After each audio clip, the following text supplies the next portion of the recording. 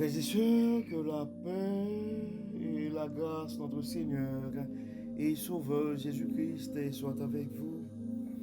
Ici et de Boyo et Redemption Ministries pour notre dévotion matinale pour la journée de jeudi 14 mars 2024.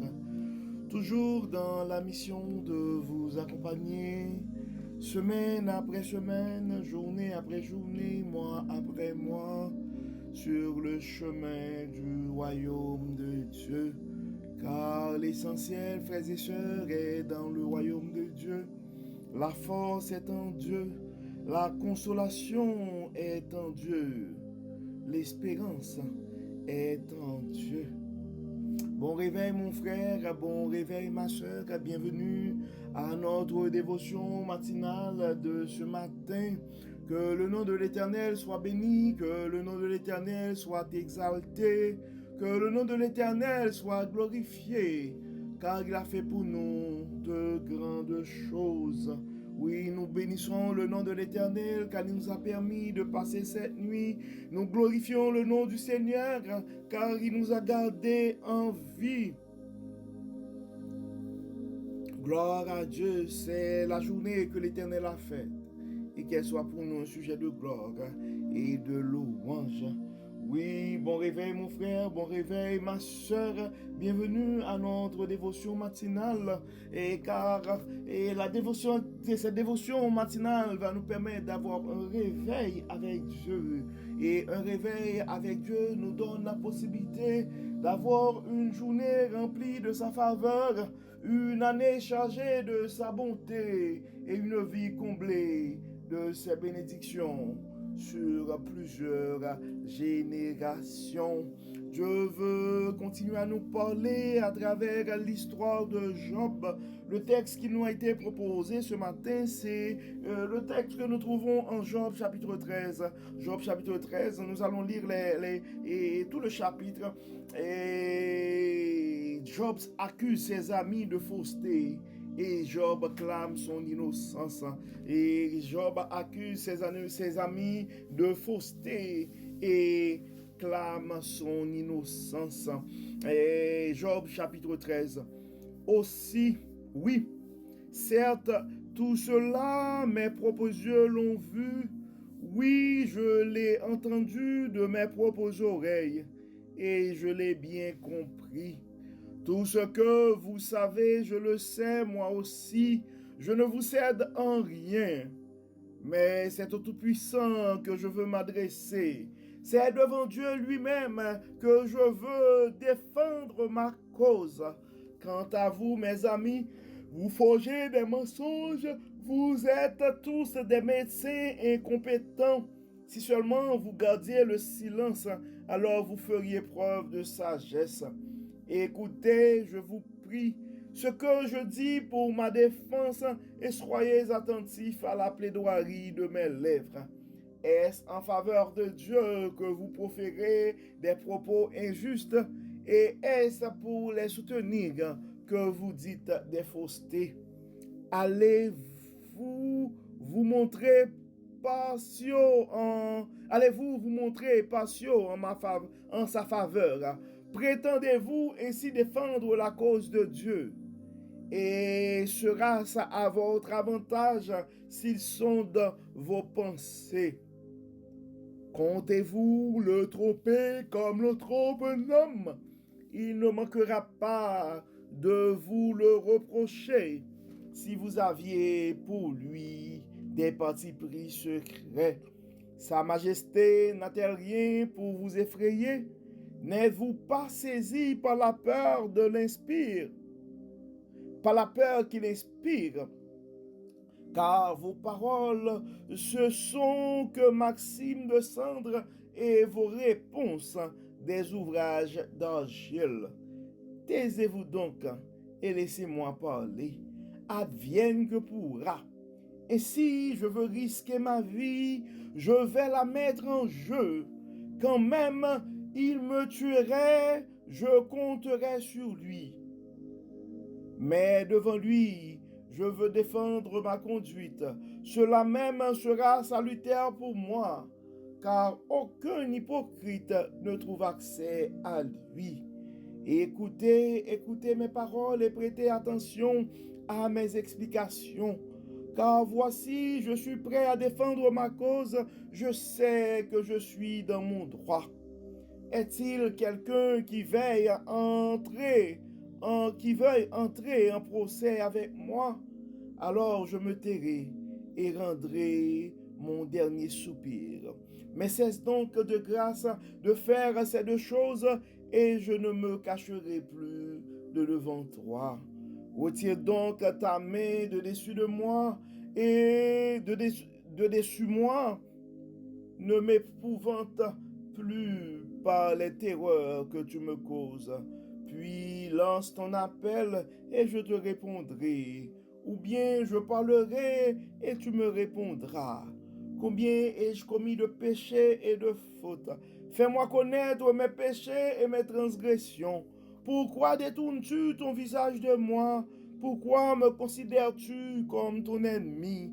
Veux-tu faire trembler une feuille emportée au vent et veux-tu pourchasser un brin de paille sèche pour m'avoir destiné des peines si amères et me faire payer mes fautes de jeunesse, pour avoir enserré mes deux pieds dans les fers, pour surveiller de près mes moindres faits et gestes, et pour scruter toi-même les traces de mes pas. Et l'homme tombe en pourriture, ainsi qu'un vêtement que dévore la teigne. Frères et sœurs, nous pouvons voir la douleur, la frustration, je pourrais dire même la petite colère ou la colère de Job et face à sa situation. Et à un certain moment, Job avait l'impression que enough is enough. C'est assez. Donc, il voulait prendre sa défense. Il voulait faire son plaidoyer et clamer son innocence.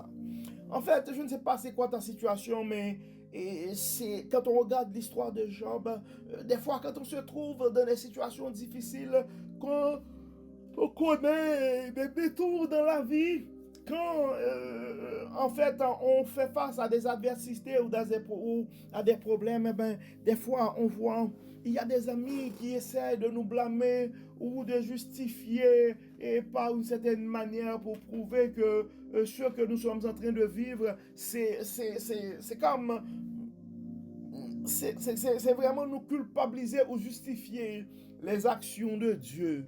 Et des fois, on entend souvent les gens dire, eh bien, c'est Dieu qui est en train de fouetter cet homme-là.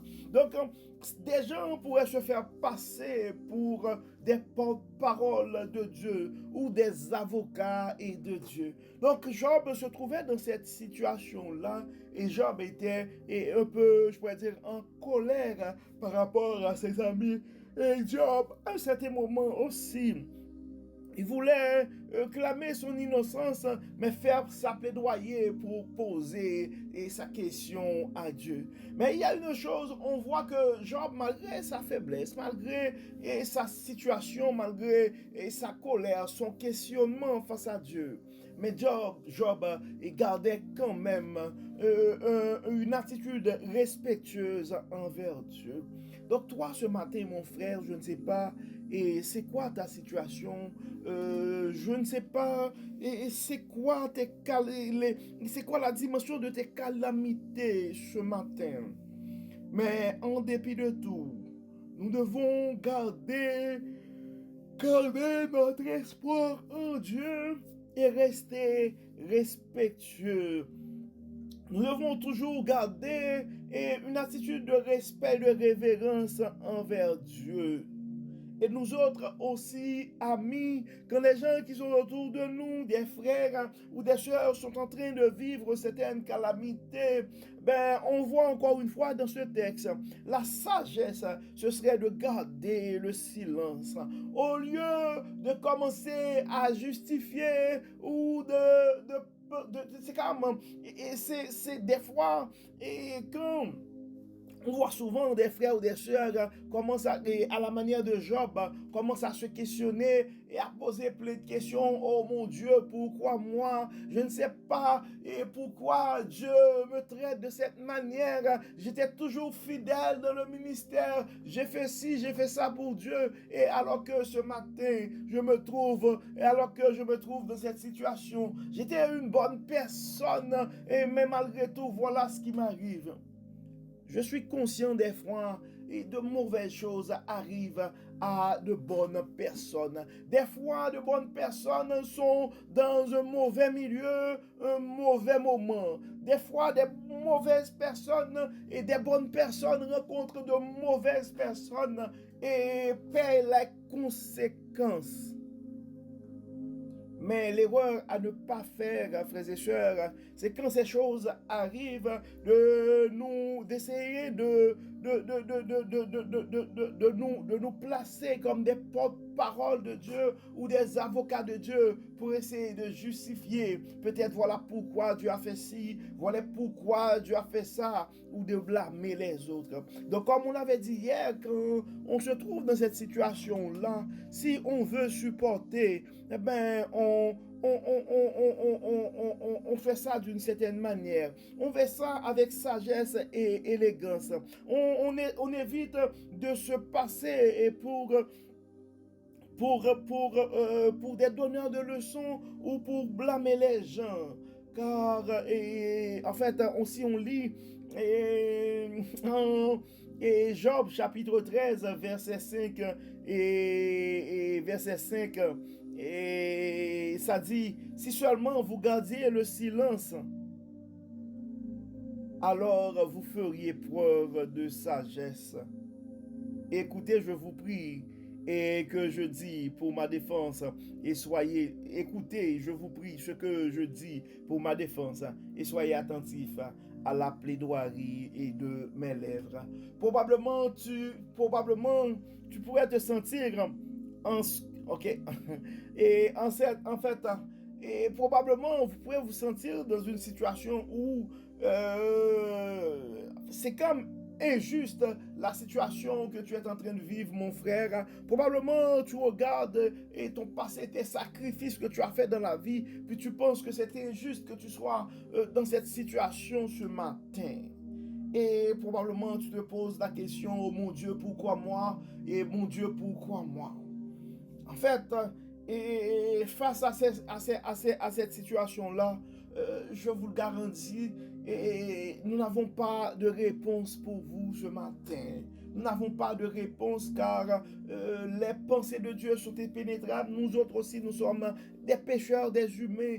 Puis il y a des choses qui ne sont que mystères. Mais nous pouvons quand même te suggérer quelque chose.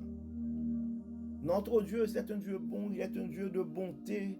Et peu importe ta situation, ton seul espoir est en lui. Il est le seul qui pourrait t'aider à sortir de ce pétrin. Donc c'est pourquoi, et ce ne serait pas une bonne stratégie de rentrer en rébellion et de rompre la relation avec Dieu. Mais non, en dépit de tout, c'est le temps d'aller vers lui avec respect, avec référence, et comme Job l'a fait, et demande à Dieu de te pardonner, demande à Dieu de te faire grâce. Donc je ne sais pas si tu es dans une situation pareille ce matin, et je ne sais pas si tu es dans une situation aussi amère que celle de Job.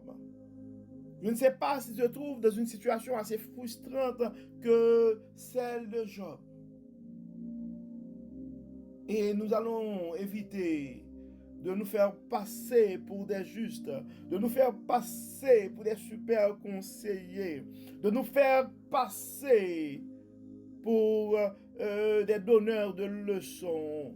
Mais nous allons surtout compatir avec toi, mon frère. Nous sommes là pour compatir avec toi, ma soeur. Et nous sommes là aussi pour intercéder. Donc, quand on se trouve dans une situation où on ne sait pas quoi dire, et il y a des situations, effectivement, on ne sait pas quoi dire. Donc, au lieu d'essayer soit d'un côté blâmer Dieu, ou au lieu d'essayer de côté de blâmer quelqu'un d'autre et essayer de justifier de justifier cet événement par quelque chose, eh ben, ce serait mieux de garder le silence et de sympathiser et d'intercéder.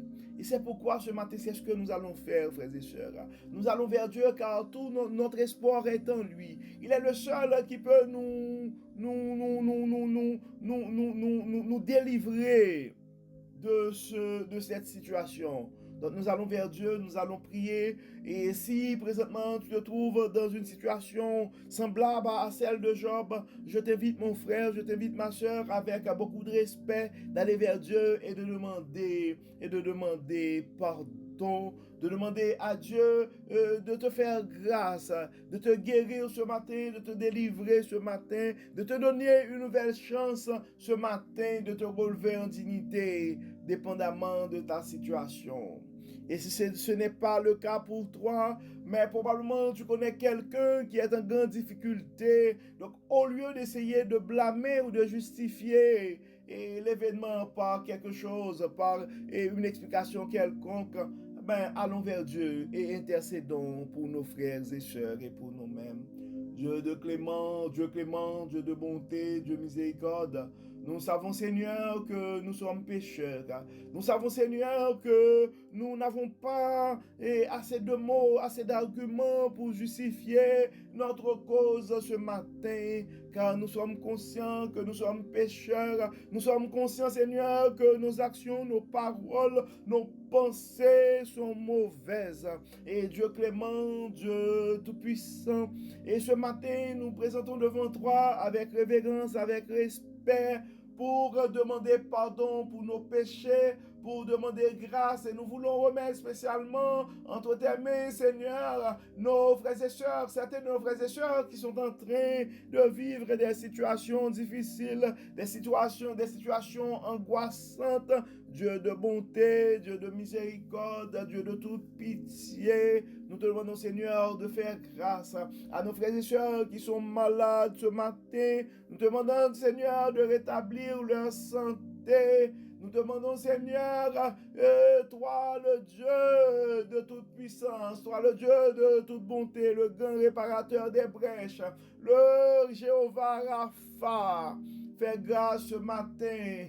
Guéris, Seigneur, bénis, Seigneur, pitié, Seigneur. Oui, quand nous regardons, Seigneur, à notre passé, nos actions passées, oui, Seigneur, nous sommes coupables. Mais nous te demandons, Dieu clément, de ne pas entrer en jugement avec nous, de ne pas regarder, Seigneur, nos fautes de jeunesse, ne pas regarder, Seigneur, la laideur de nos actions. Pardon, Seigneur, pardon. Pardon, Seigneur, pardon. Pardon, Seigneur, pardon. Pitié, Seigneur, pitié. Aie pitié de nous, Seigneur, aie pitié de nous. Aie pitié de nous, Seigneur, aie pitié de nous. Guéris-nous, Seigneur, guéris-nous. Pardonne-nous, Seigneur, pardonne-nous. Délivre-nous, Seigneur, délivre-nous. Et que tout soit fait, Seigneur, pour la gloire de ton nom. Au nom de Jésus. Amen. Amen. Et frères et sœurs, nous arrivons au terme de notre dévotion de ce matin. Nous espérons que votre âme a été bénie. Et d'ici là, nous vous souhaitons une excellente journée sous le regard du Dieu Tout-Puissant. Que le Seigneur nous bénisse, que le Seigneur nous protège, qu'il nous accorde sa grâce, qu'il nous pardonne, que le Seigneur nous délivre de nos situations difficiles. Au nom de Jésus. Amen. Amen. Encore une fois, frères et sœurs, bon jeudi sous le regard du Dieu Tout-Puissant, et n'oublions pas de partager nos publications avec des amis, avec des proches, car on ne sait jamais ce que la parole de Dieu peut faire dans la vie de l'un de ses enfants bien-aimés. Et d'ici là, nous nous donnons rendez-vous demain matin, vendredi, pour une nouvelle dévotion matinale pour la journée, qui sera celle pour la journée du vendredi 15 mars 2024. Encore une fois, que le Seigneur nous protège, que le Seigneur nous garde, que le Seigneur nous délivre. Au nom de Jésus. Amen. Amen.